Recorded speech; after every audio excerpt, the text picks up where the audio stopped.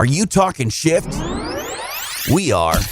It's time for the We're Talking Shift podcast. Now. Here to talk shift, Loree Bischoff. We're Talking Shift. Hello, everyone. Welcome to episode 66 of We're Talking Shift, the podcast where I talk a lot of shift because I believe that when we feel stuck or when it's time to level up, rise to a challenge, or make any kind of shift in our lives, the process must begin with a shift in our thinking. It is the antidote to feeling stuck. Today, I am honored to be speaking with a very special guest.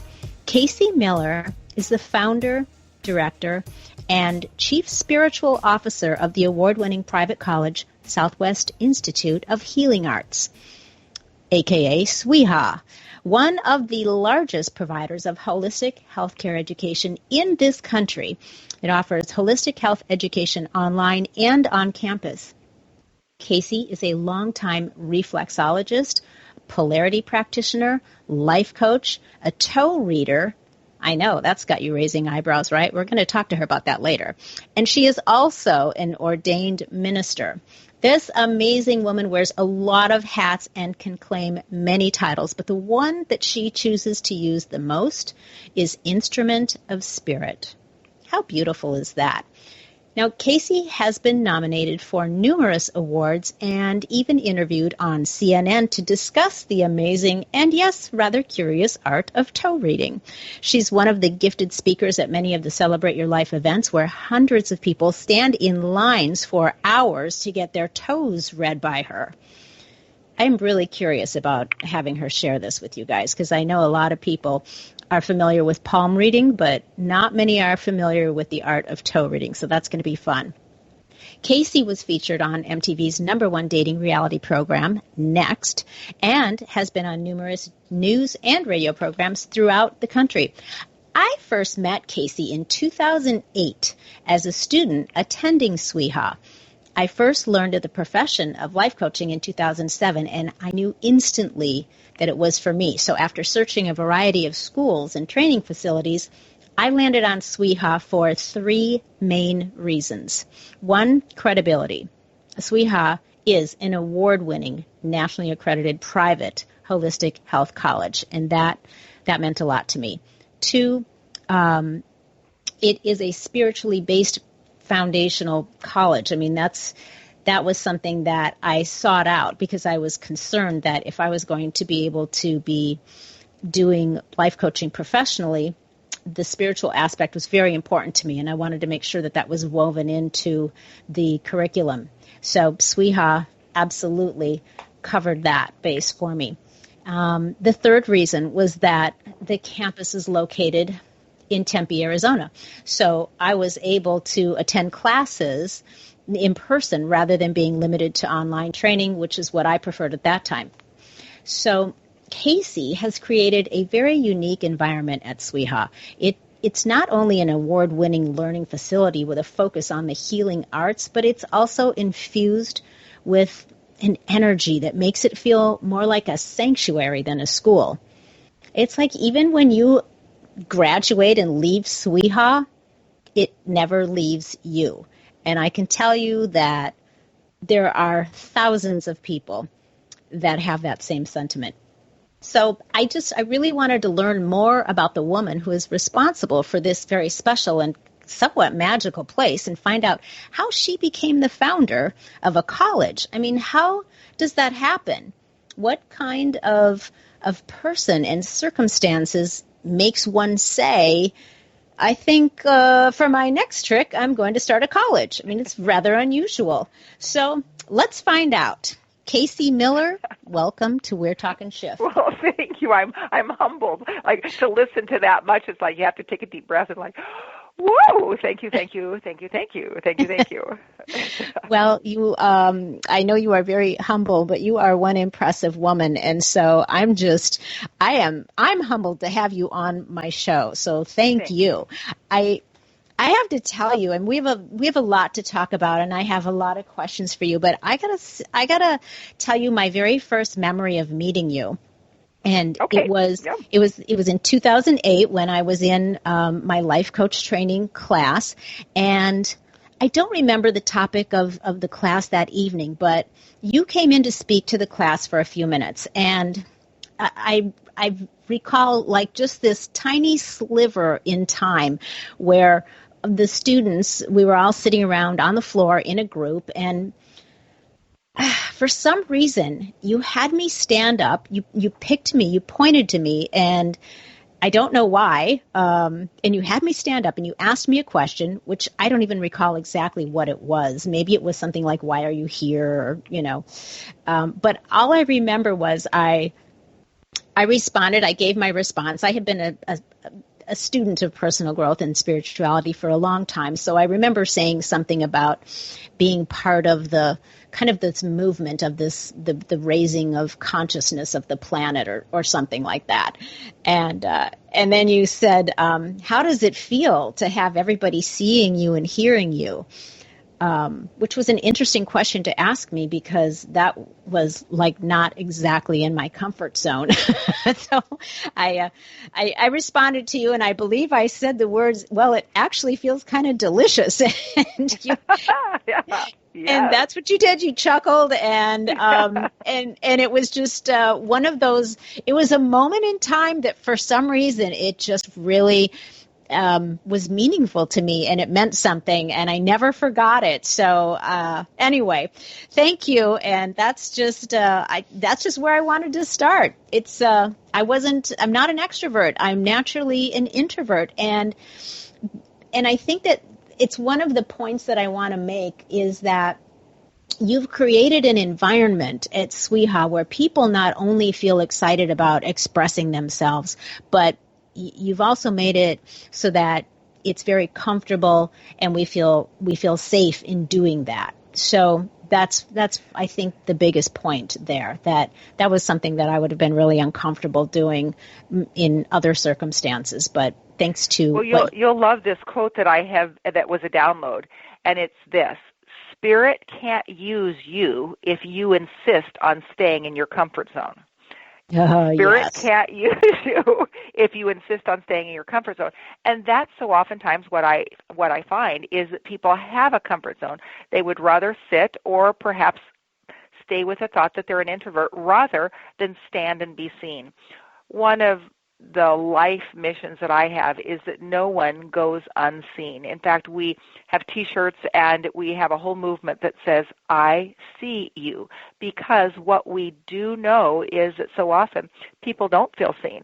And in that unseenness, that sometimes they actually lose hope and make dramatic life decisions about not even having life anymore. So that to me is what I love about what you're doing, is that you've gotten out of your comfort zone. Yes. And it's all about helping people understand that a comfort zone is really just something that could be similar to a box. And how are we going to leave that comfort zone so that Spirit might use us? That's why I love to be known as an instrument of Spirit, we get these invitations, and these downloads are really directions if we don't talk ourselves out of being comfortable. Yeah, you're so right. And it's there was a lot of uncomfortable moments going through that whole process of becoming a coach. And it wasn't about the material. It wasn't about what I knew or didn't know. It was about having that confidence to be able to get out of my comfort zone enough and be willing to be seen and heard. So it was not something I was conditioned to do growing up. I was conditioned to be, kind of just quiet and be seen in a very nice way. And that's it. So it was a process of unlearning, and then and then mustering up the courage to just jump in the deep end of the pool a little bit, and it's and find out, wow, I actually can swim. Who knew? Absolutely. We're going into our 28th year of being in business, being a college. And one of the things that we did last year is we took the time to interview our staff, our instructors, and our students. And we said to you, these are the 12 values that we think are important. What's important to you? And so for me, the top value has always been to be spirit-directed, and I love that you affirmed that that's one of the reasons that you chose to come to the school. What was interesting is when we did the value survey, the number two thing, the number two value that came out from these three groups was a safe space in which to change and grow. Isn't that just amazing? Like that was what thousands of people are looking for, a safe space in which to learn and grow.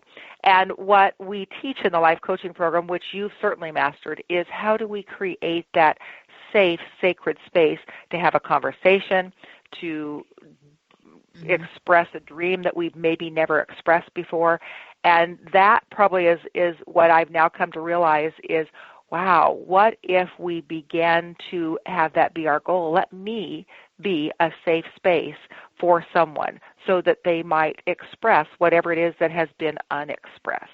Yes, I love it. And it is, it's, until you start to really sink into the concept that a lot of people don't feel that, it just kind of goes over your head, but it's so important. It's just, it's part of our, I think that it's one of our fundamental human needs is to feel that you have some significance in your family, in your community, in the world, just in life, whatever that looks like for you. It's got to be fulfilled, and being seen and being acknowledged that you exist is such an important thing that I think is oftentimes overlooked and undervalued, and it makes such a big difference to people when they feel like somebody does just acknowledge that they exist. It seems simple, and even just talking about it, it's hard to convey the depth of how important that is. One of the things I've always said is there are no extra people. Like if you meet somebody, they are there in your life, in your path for a reason. There's nobody that's extra. And if we begin to live our life in a way that we're looking at people saying, oh, that's somebody that's special, or that's somebody that I need to be aware of, they are not extra. They wouldn't be in my life or my path, be it on the freeway, in the grocery line, or in a class, some place that you are, that nobody's extra. And to me, that's been probably the biggest piece of compassion that I've learned. One of the reasons that you referred to toe reading, and people do laugh, they like toe reading. If I were to say what that technology is, the bottom line of that technology, it is I see you. When you sit before someone and you look up at their heart and you ask permission to look down at their toes, realizing that everything that has ever happened in our life is stored in our body, and it does output itself in our tissue, that you literally have a good idea of what their soul's path is. Not that you can ever know, as you never know, and as coaches, we are always teaching, don't ever think that you know or that you can imagine. Instead, ask.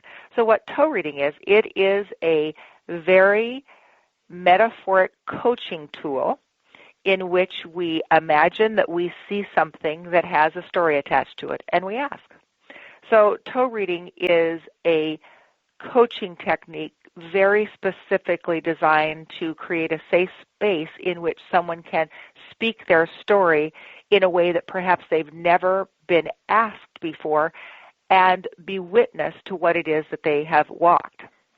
That is really powerful. And it is powerful. Now, is it crazy? Absolutely.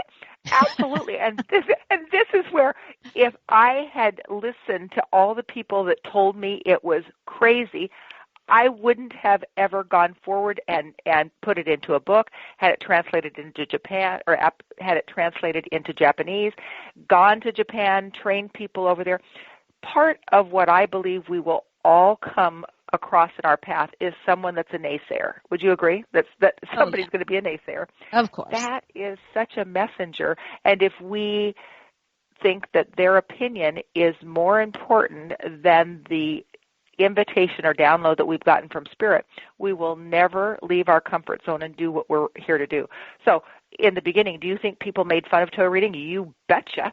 Yeah. Absolutely. And I ended up on a national TV program. I've been interviewed by people all over the country. I had a chance to travel because I didn't back down from something that seemed weird.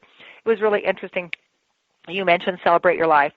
Mm-hmm. Celebrate Your Life is going to be 25 years old this year, and that always makes me realize that toe reading is 20 years old, because at the 5th Celebrate Your Life, we introduced toe reading, and so we began to read people's toes.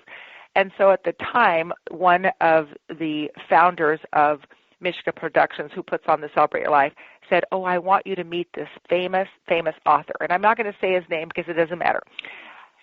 She said, "You got to meet him, and I know he's going to want to know about toe reading." And oh my gosh, Laura, I was so excited to be able to come and tell this particular author about toe reading. And there was a part of my conversation that said, oh my gosh, if he just acknowledges toe reading, oh my gosh, I will have made it.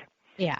So I walk in, and he's got his back to me. I can see Ariel, and she is saying to him, "Oh, I can't wait for you to meet Casey Miller and have her tell you about toe reading." To which he said, she just made that crazy stuff up.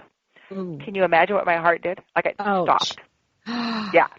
And it was so great. It was like one of the best days of my life, because I took a deep breath. I waved at her, and I literally quietly backed out. I went and I laid my back up against the wall next to the door, and I began to first breathe like, oh my gosh, he's not going to endorse me. And this is what then came out. I started to laugh hysterically. I did. Oh my gosh. Spirit is asking me to step up and believe what it is that I have been doing, and not put my validation on someone else, no matter how famous they are. It was a game changer for me. Oh, it was a game changer. Later on, a couple of years later, this particular author did end up endorsing toe reading from the front of the room. And so what the lesson to me that night was, we will be challenged. We will be challenged, and we're usually challenged by people that we, on some level, have made special. Right. Like, this was a famous author. And it could be a famous author. It could be our spouse. It could be our mother. It could be our best friend. It could be others. And what I know in my life, I've come to realize, is there will be a day that we have to breathe into what is true for us, even if those whose opinions we value do not value our current work. That's huge. That's huge. Yeah. You will be challenged, and that's part of the plan. So that's one of the things I love to teach people, is look forward to the day that someone rejects and criticizes you, because you know you're on the path. Yeah, and the challenge really then is also about your conviction. Do you believe enough in in whatever it is you're all about, to move forward in spite of their lack of support?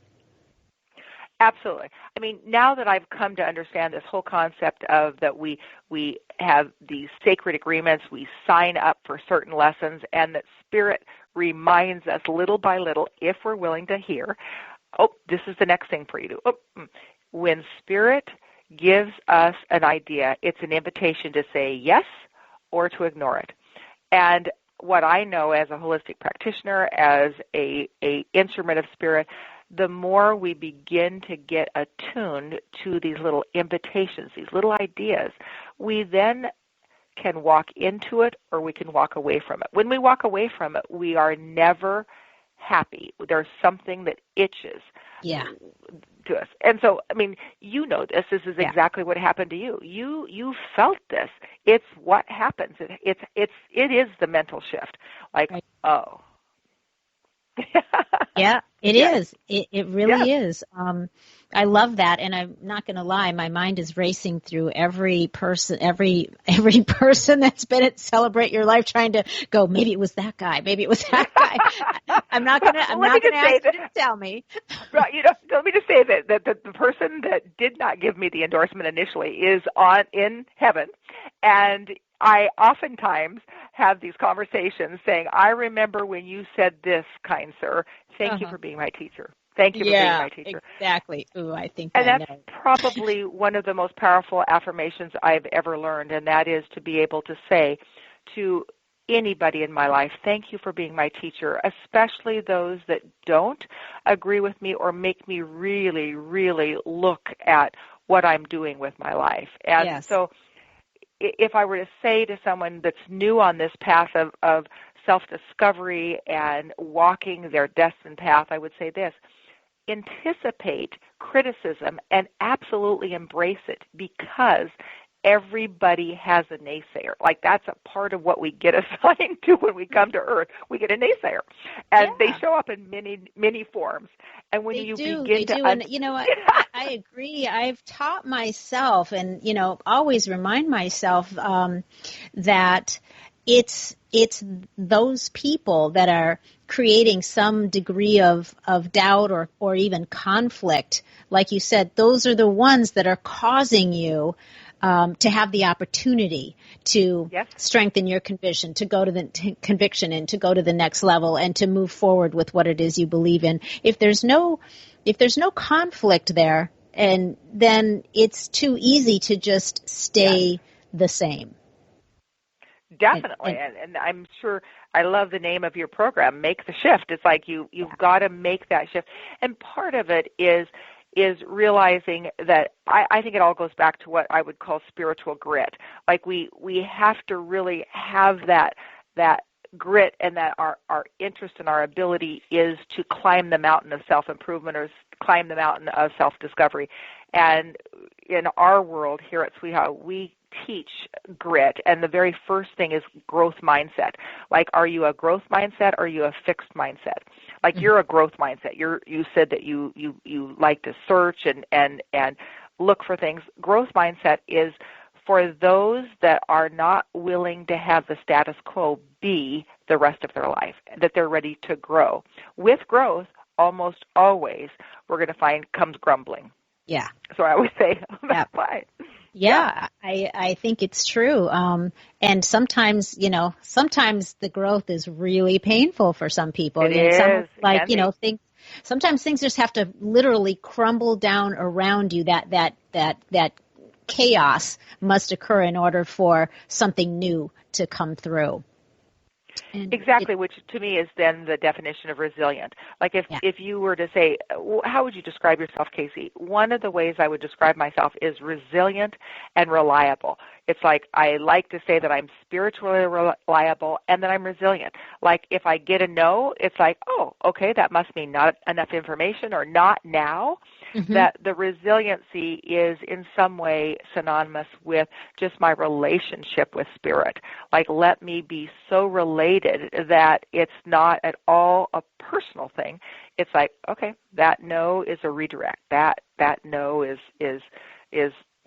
just a part of the part of it. So resiliency and that whole reliability is a huge piece in the path of growing.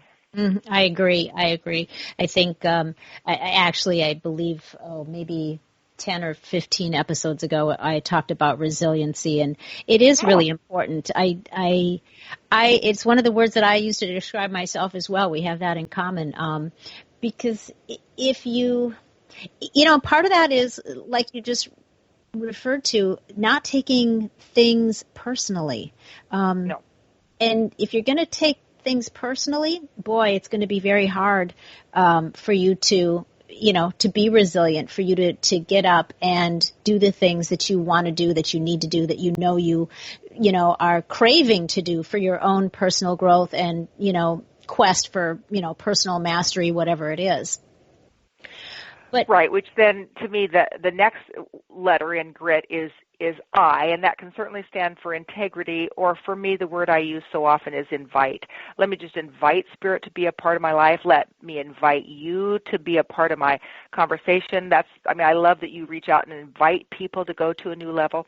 Invite, if people were to begin to adopt this word, I think I'm just going to invite so-and-so to reconsider this, or I'm just going to invite myself to step into a new way. Invite to me would possibly be my word for 2020. Let me just invite myself to go to a higher level so that I can be in my personal spiritual integrity. So yeah. I love that. And then, of course, T is one that you and I both have, and that's tenacity, that no matter what, we're going to be gritty and gaudy enough to just go for it, that there is that tenacity, and that we hang on tight to the vision and messages that we truly believe we're getting. Mm-hmm. I love that. Grit. I'm making a little note here. Yes. Like that. That's perfect. So what, if I may ask, I want to find out a little bit more about who Katie was before there was a Sweetheart. What were you doing before you became literally the founder of a college? How did that happen? Well, I'll just go back a little bit to your question, in that I was basically raised as the oldest son. My father didn't ever treat me like I was anything other than a son, so I have always been kind of a front person for him being in business. So I was raised in an entrepreneurial home, and there was a full expectation that we would always be in our own business or we would be a leader. So I do have to say my foundation was perfect, and it wasn't perfect in that I came out of an alcoholic home, and those that have come out of that home, those type of homes, always have a special resiliency. They have a special grit to them. So I would have to say that my foundation was being pushed to do the best I can, and there was certainly a dysfunction around that. So my first jobs were always in sales or public relations or doing something that was entrepreneurial. That was my original background. But what happened was that through a series of events, I ended up going on a fire walk with Anthony Robbins. Oh. And yeah. So it was one of those things. I had been in sales. I had my own business. I had my own little public relations business. I was promoting best-selling authors and doing all of these seminars. And I was somewhere between 26 and 29. That's what I did. And so that was pretty bold, and that's what I was doing. I have the honor of being the very youngest first female that was ever working with the Small Business Administration. And so imagine being now about 27 years old, getting hired by the Business Administration because they had a new direction that they were going to be now working with women. This is an interesting thing. 30 years ago, when you went to the Small Business Administration, you had to be a man. You had to have da-da-da-da. And to be a woman wasn't anything that they even had coaches around. Isn't that something? That's crazy. It's crazy. I know. So imagine that I am pushy. I'm a little bit bold. And I say, I want to be a business consultant and I want to work with women. So it was like, I can still remember the man that I was interviewing with. I could feel him kind of tense up and kind of scoot in his seat, realizing that they obviously knew that they had to change with the times. So my privilege was to be able to help women business owners write business plans. And one of the very first business plans that I ever wrote was for a woman who was a massage therapist that was going to introduce into Arizona something known as corporate chair massage. And she had invented this little corporate chair that she would take into offices and do closed massage. Now, this was outrageous 35 years ago. This was just like outrageous. And what happened is that we were able to create a business plan, create a model, create a training. Everything was quantified. It was just beautiful. And she ended up getting a loan for $10,000. Now, back then, that was like $100,000. It allowed her to do advertising and public relations and all of this. So she was just doing gangbusters, and so she was getting lots of press, but boy, I was getting a lot of press for being someone that could help another woman be in business. A side story is she's on her way up to a corporate account. She was in a little suit, and back in those days, women always wore high heels, even if you were a massage therapist. I mean, that's how ridiculous it was, right? Wow. It's crazy, too. I know. We've come a long ways, right? Yeah. So she fell, and she broke her back. Oh. And her business survived because it had a business plan, it had everything quantitative, and she was able to, from her hospital room, call corporate companies, arrange to have a massage therapist come in and do corporate massage, and she was making money by helping other people do their passion. That was just like I felt, oh my gosh, that's the best you could possibly be. So after that success, I was invited into a little massage school to be the business teacher. It's like if you did this for one massage therapist, you should be able to do it for everyone. And so I was hired to be a entrepreneurial teacher for massage therapists, and that was in about 1989. Okay. I'm there. Imagine this. When you're in a massage class, you never want to have it be an odd number of people. You always want it to be even, and they didn't have an even number, so they came to me and said, would you be a body? Well, that wasn't hard to say yes to, so I was like, yeah, sure, I'll lay down and you can work on it. After this woman worked on me, she said, now you do me. I said, excuse me, I am a business person. I am a salesperson. I don't do this hands-on stuff. She says, no, you have to. You have to put your hands on me. You have to slide down my spine, and you have to do exactly what I did to you. Well, she was not one that was going to take no. So here's the part of the story, Loree. I put my hands on her back, and I went up her spine almost as if it was a zipper, and I left my body. I had my first out-of-body experience, and I saw the rest of my life. I saw that I would own a massage school, I would train hundreds of people, and I always saw myself that day, that instant, however long that was, I saw that I would be making a worldwide expression of healing arts. I came back into my body, I stayed in that class, and I graduated as a massage therapist, and I don't mean to not be humble. I was amazing at hands-on healing. Like I could feel things in people's body. I knew where to go. And I developed a very successful massage practice right out of school. I left school and started a practice. And it was because I was so clear that I was being directed to be a part of the healing of bodies by being able to fully work into their energetic system by the guidance of spirit. Now, I don't think you're going to think that's crazy. No. At the time, it felt very crazy. Sure. Like people are, you're going to leave your public relations business. You're going to be a massage therapist.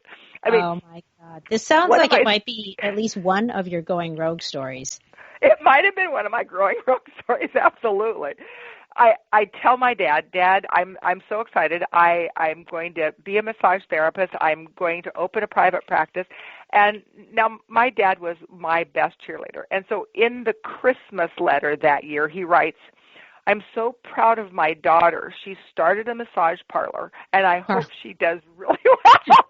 Because that's what, back in 35 years ago, that's what massage was. It was like, oh, massage. Right. Well, it was amazing. I didn't start a massage parlor. I started a massage school. My dad didn't understand it, and that was okay because I understood it. Right. So we started as a massage school, and very quickly we realized it was more than massage. We had a chance to bring in Reiki and then hypnotherapy. And then we brought in nutrition, and it just very quickly snowballed into it needed to be a healing arts school. So go rogue, oh my gosh. I mean, everything that I had been trained to do, I was in the middle of working on a degree in business. I didn't need a degree in business in that I had to be in business. And really, my story hasn't changed a lot. I still love helping other people, men or women, create businesses that are sustainable. I love the healing arts. I still love to do massage. And what I realized is that the clarity that I got from walking on fire with Anthony Robbins, that's where I started with this story, was I knew I had to do something different. I knew I had to break through everything that was holding me back. And that was that at the time my business was tiny. I was right at the decision, was I going to go bigger or was I going to close it and get a real job? Right. And when I walked on fire, what I realized is, oh my gosh, I have to go bigger. I have to do whatever it is that I need to do. And that is to serve more people through the Small Business Administration, or maybe I become a small business. Wow. Mm-hmm. So, it's one of those things where once you begin to fully trust spirit, amazing things happen. Now, I can't promise every single person that if they put their hands on somebody's back, they're going to leave their body and have an out-of-body experience and see their life. But what I can tell you now is that when people get quiet enough and they begin to ask, wow, what would you have me do? How can I best serve? Answers begin to come. I know you've experienced this yourself. Sure. Yeah. Yes. Where would you have me go? Right? What would you have me do? I like the Course in Miracles. I love the Course in Miracles, and that has been a foundational philosophy. It's like, what do I choose to believe?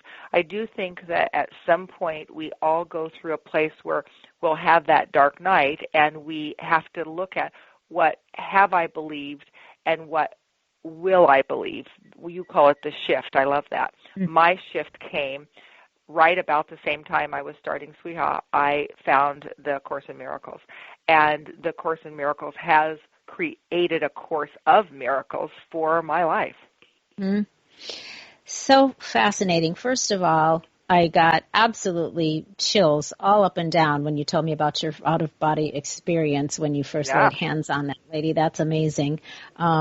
Second of all, this whole firewalking thing, I've been so intrigued by it. And then when I talked with James, for the listeners, one of the instructors at Sweha, and he was saying that he's, was certified and is starting firewalking at Sweha now.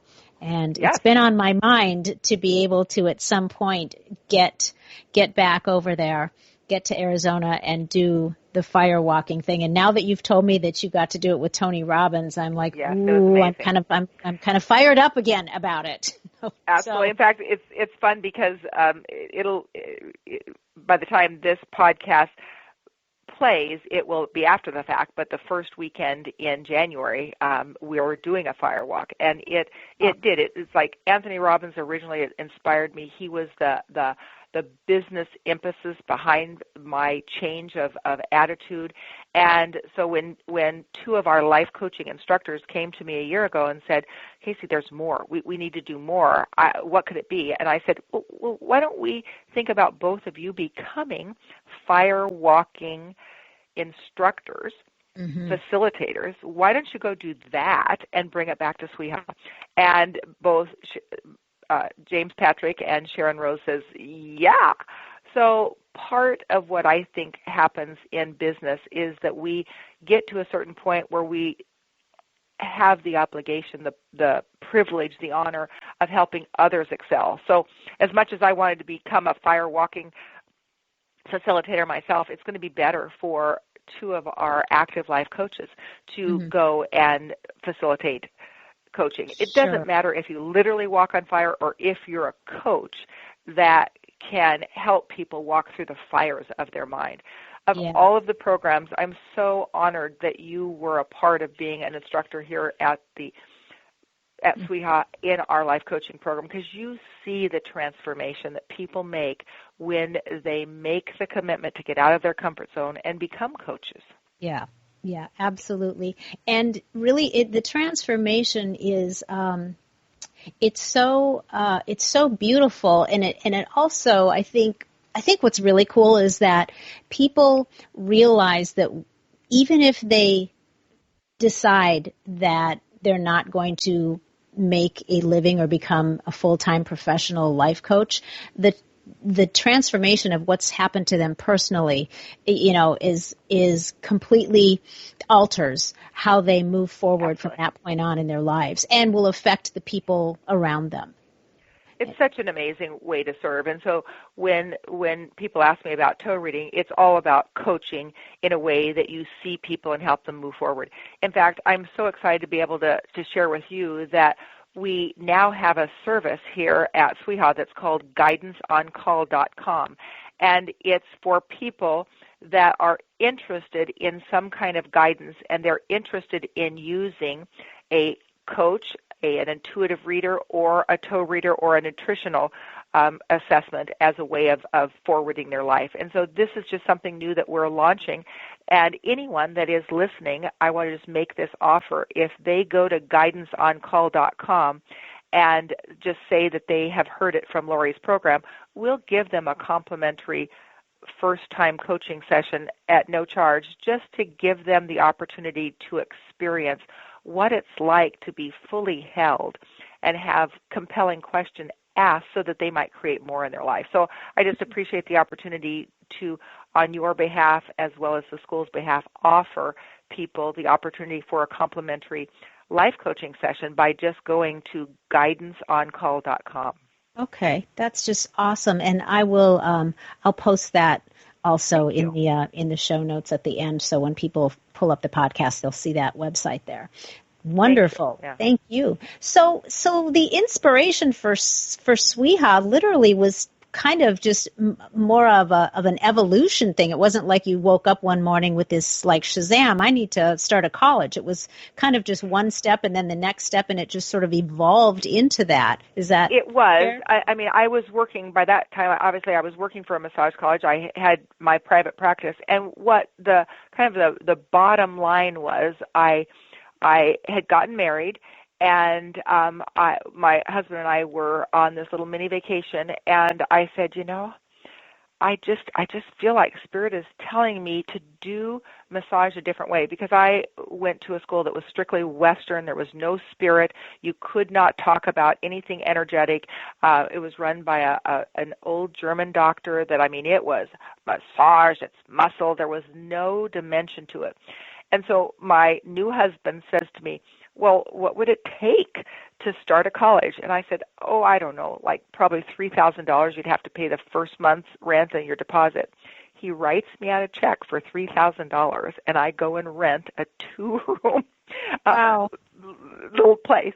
Little did I know that $3,000, and yet I didn't know that you couldn't start a college for $3,000. Yeah. And the biggest commitment I made to the divine was this: I will not be a business that does not bring spirit into it. Everything I do will involve spirit. Everything will involve prayer. Our staff meetings will involve prayer. We will teach mind, body, spirit. And yes, it did just evolve because I was evolving into spirit.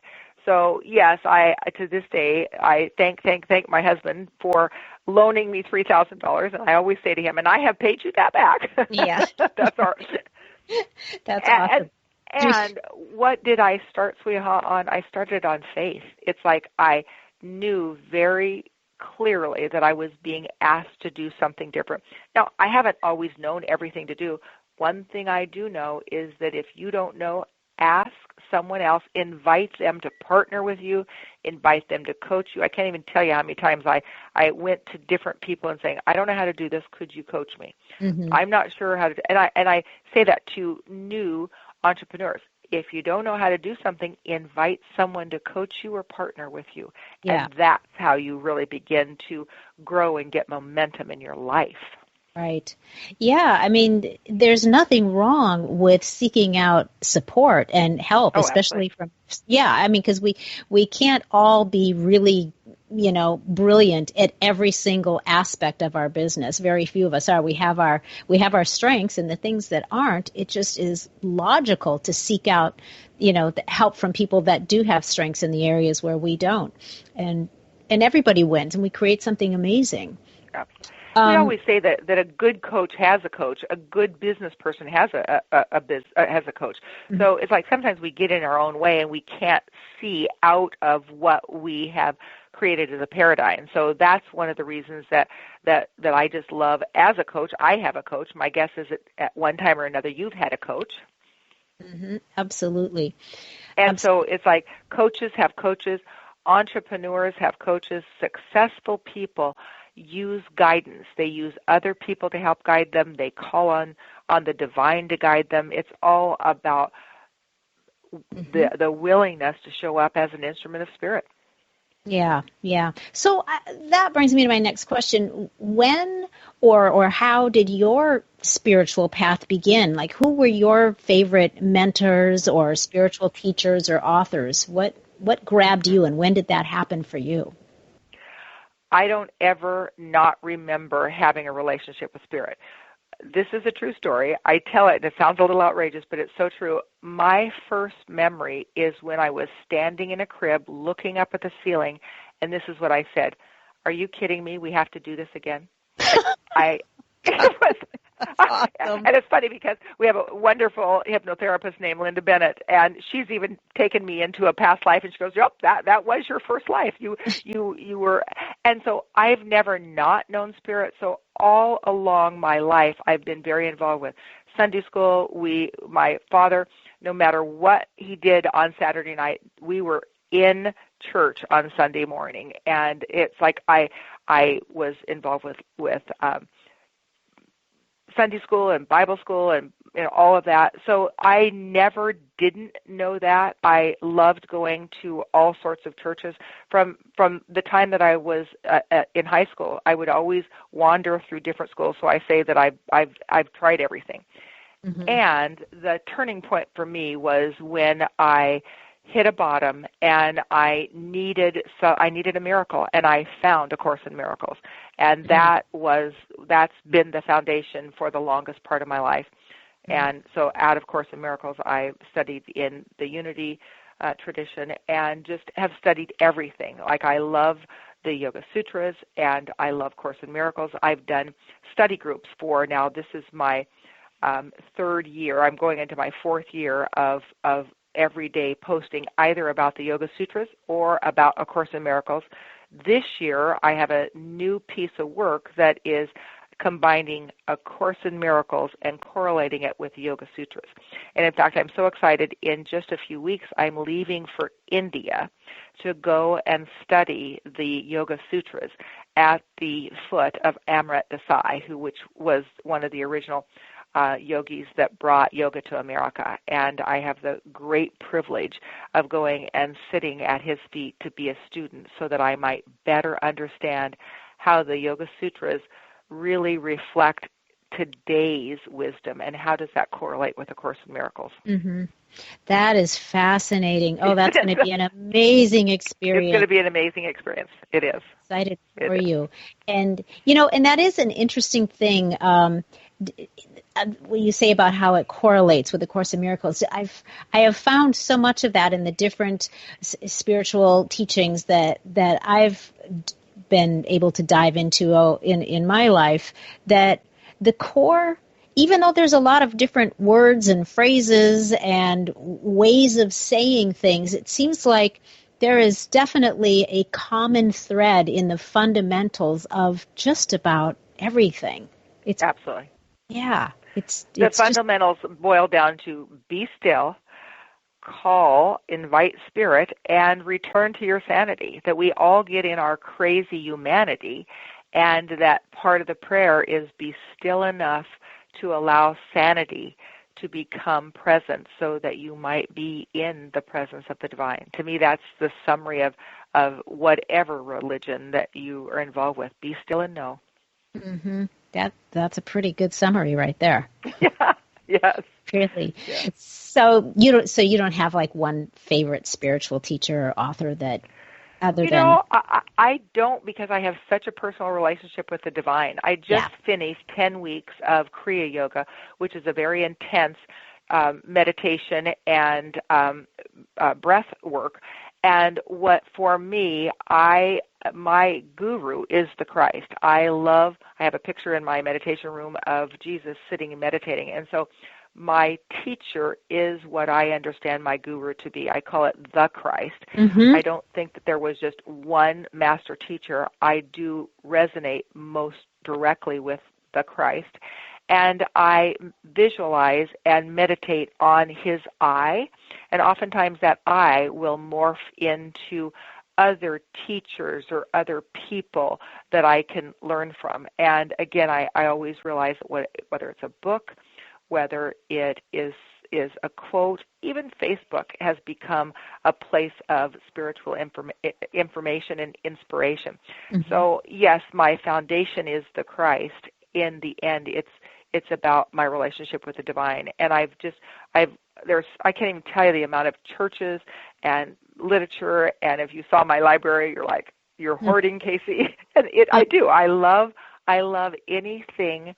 I would say I'm a gaudy girl. Like, give me a gaudy piece of jewelry, give me a gaudy book, or give me a gaudy moment with the divine, and I'm a happy girl. Oh, that's awesome. I love that. Gaudy, that's awesome. I'm gaudy. I'm gaudy. I like it. So, all right. I believe I read in your bio somewhere that it said that because of a severe learning disability, you found out how quick people are to place labels on others. Can you speak to that a little bit? I mean, absolutely. I was a child that was a dyslexic. A dyslexic is the way that your brain is born. It's not like it's a disease. It's just the way that you are divinely created. And so when I was about in the third grade, I was tested, and they realized it wasn't that I was lazy or stupid. It was that my brain did not see letters the way that other people did. And luckily, I had an amazing teacher that said, you know, when God closes one door, he opens another bigger door. And so I wasn't always able to read, but I could imagine and I could tell stories. And like if I would read a story and then I would retell it to the class, they just loved the way I was able to weave words. That came from the very, very beginning. And yet what I found is when I went into high school, and definitely even when I was in massage school, if you said to somebody, well, you know, she's dyslexic, my science teacher in massage school came over to me and he said, I understand that you're dyslexic. And I said, yes, I am, sir. And he, in my face, said, well, you will learn how to spell and pronounce sternocleidomastoid. And I remember my body just vibrating with like, ugh.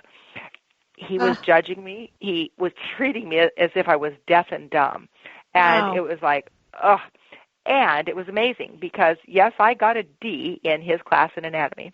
And a couple years later, I ended up buying that school. Oh, nice. So one of the first things that I did was free his future.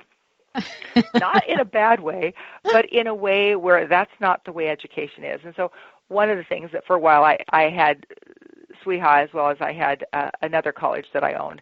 And the biggest thing that we did was make sure that no one was labeled based on their learning style or the way that their brain was sent to earth.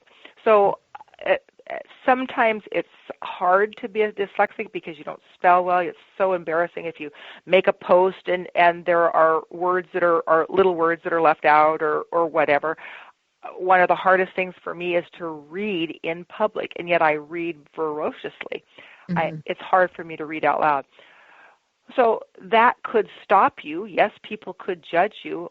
What I've come to realize, it's because of that the door to creativity, the door to non-judgment, the door to, like I hold a wide space for people that are eccentric, are different, are out of the ordinary, because my brain is that way. And what I realize is the gift I was given was complete compassion for those that don't do things the way that other people do them. They don't see it the way, like that's what I'm here to do, is realize just because your brain isn't the way the most of the people's, just because you have to use spell check and you have to have an editor and you have to da-da-da-da-da, doesn't mean that you will not be given amazing assignments and that it's the details that others can help you with. It's the bigger vision that I must stay true to. Yes, yes. Oh, I'm so inspired. And by the way, the phrase that you kind of went over real quick when you bought the school and you said you freed his future. I think that was the most lovely way of putting that I've ever heard. That's awesome. Freed his future. Oh my goodness. So what is something that people don't know about you, Casey? What is something that people don't know about me? Well, one of the things, it's old news now, and yet in its time, it was a very big part of my particular growth, and that was that I was a race car driver.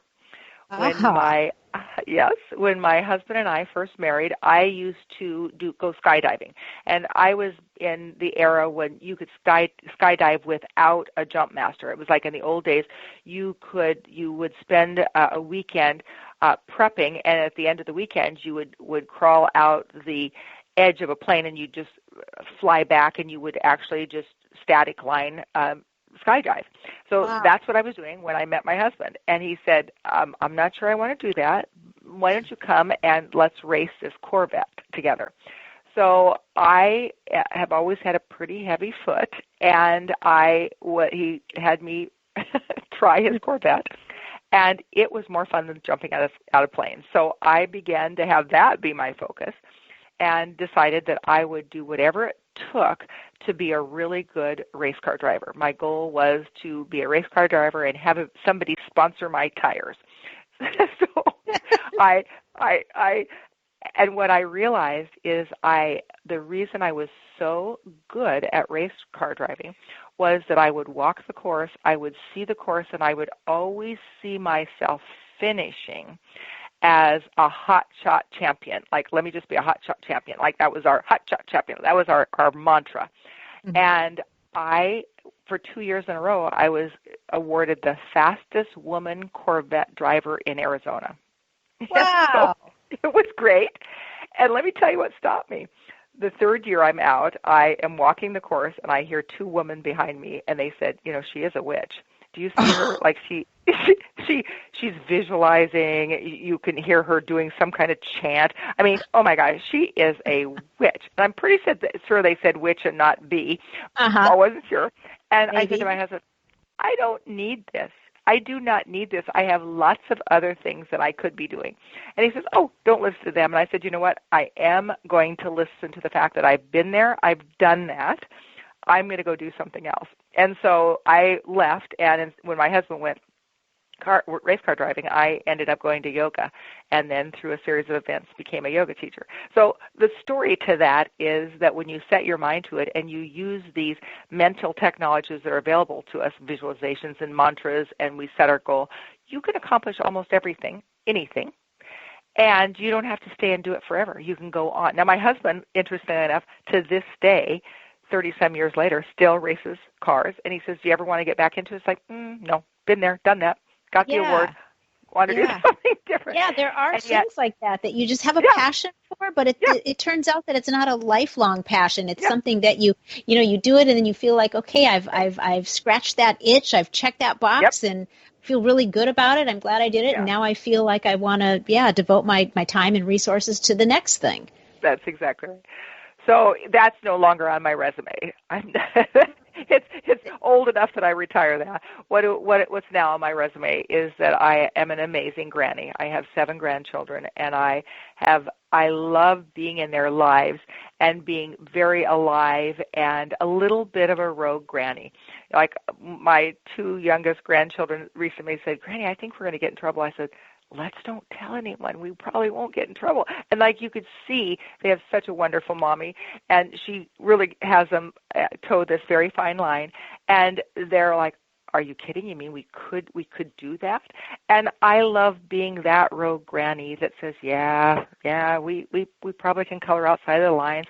Yeah, we probably can cut the line. Yeah, we probably. And so I know that I'm loved for being crazy. I know that I'm loved. Not that they would use your word of rogue, but I know that that's what I am. It frees them to be outside of who society thinks that they could be. So I love my new role as Granny. That's beautiful. Yes, I see a lot of pictures of you and your beautiful grandchildren. So I think that's appropriate. I mean, it's just kind of fascinating when you look at this timeline, so to speak. I mean, from doing where you started and with the massage, dare I say, parlor?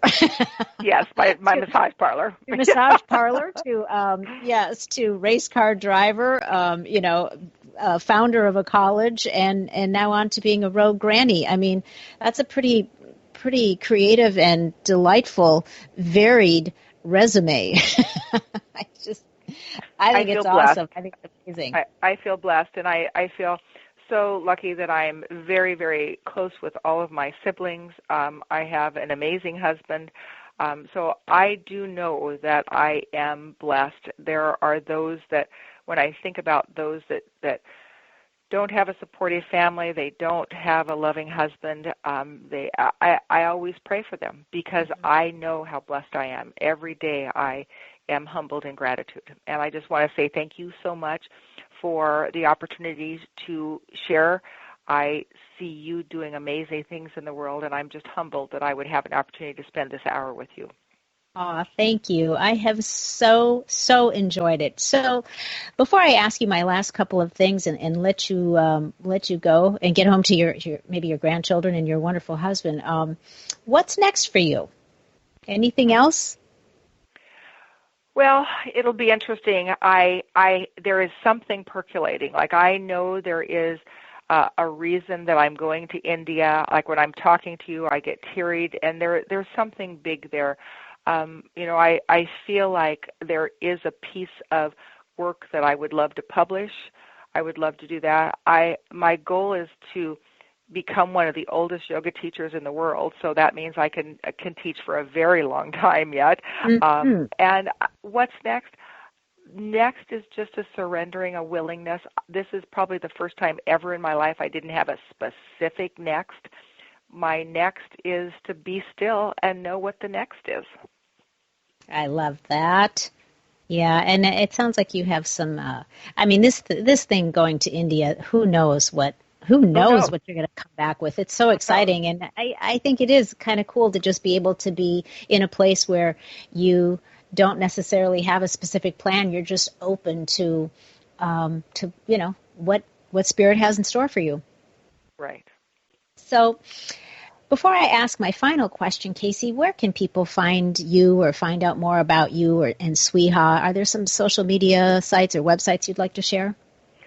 Well, I'm on Facebook just under Casey Miller, and so that could be a possibility. I have a little presence on Instagram, and it's just caseymiller.seeker. And then probably the best way is just to go to the Sweha website. It's swiha.edu, or the coaching that I'm currently doing, some of those demos are actually on guidanceoncall.com. If you are interested in knowing what it looks like to have a coaching session, I have coached, and some of those videos are on that site. That's probably one of the easiest ways. I answer all of my Facebook private messages as quickly as I can, so I try to be accessible and available. Okay. Perfect. Thank you. So what would you like to share with the listeners about the meaning or the value of going rogue? I would have to go back to the quote that I want to be known for, and that is that if Spirit gives you an idea, it's an invitation, and it will likely not be traditional. You will have to go rogue in order to fully step into what Spirit wants you to do. So by claiming to be an instrument of Spirit, I have claimed that I will breathe into whatever the outrageous, creative, awesome, miraculous idea that I have is, and accept the invitation to be an instrument of Spirit. I must get out of my comfort zone in order for Spirit to use me. Perfect. That's beautiful. Thank you, Casey. I so appreciate the time that you spent with us today, and I really am truly grateful to you from both a personal standpoint and a professional one for the vision that you made a reality, because it's had a direct and powerful impact on the course of my life. So thank you for all of that and for the time today. I truly appreciate it, and I hope that we can do it again at some point, because I think you're going to have some more good stuff to share. There's more. I'd like to just have a whole podcast and talk about A Course in Miracles at some point. So. Yes. Oh, I would too. Oh my gosh, let's do that. Okay. Yeah. All right. We'll tee that up. All right. So, sounds great. Thank you. Happy New Year. Happy New Year to you. Blessings, blessings. Well, it started out almost 30 years ago as Casey's vision to open a modest massage therapy school, or as her father referred to it, a massage parlor, and it grew into the Southwest Institute of Healing Arts, Arizona's award-winning, nationally accredited private holistic healthcare college, helping thousands of individuals advance their education, create their own visions for success, and launch their own great ventures. Casey Miller, indeed a very extraordinary woman who heeded the call of Spirit. She followed divine guidance, and she had the courage to go a little rogue when the situation called for it, resulting in the creation of a magnificent institution that serves people across the globe. What a truly wonderful example of what a person can accomplish when they are dedicated to making their vision a reality. They have conviction, and they trust in the process. They trust in Spirit. Thank you so much for spending some of your valuable time hanging out with me and with Casey today, everybody.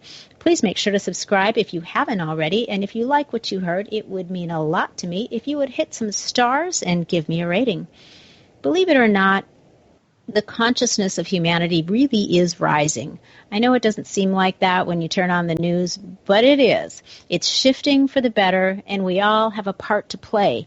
This shifting and continual rise in consciousness is the solution to the problems that plague us. If you want to be part of the solution, just one of the many, many ways you can do that is by spreading positivity and good food for thought around. So please be sure to share this episode with your friends and family and anyone that you think might benefit from it. If you're trying to make some shift happen in your life, you can find out what private coaching with me is all about on LoreeBischoff.com. I've helped lots of people clean up their mental diets and figure out their own shift. I'd love to connect with you on any of the social media platforms, so don't be shy. Stop by and say hi. Until next week, stay feisty, my friends, and go make some epic shift happen in your lives. That goes for you too, Gary V. The preceding podcast was a TJ DeSantis production. Comments, questions, and inquiries can be directed to DeSantisProd@gmail.com.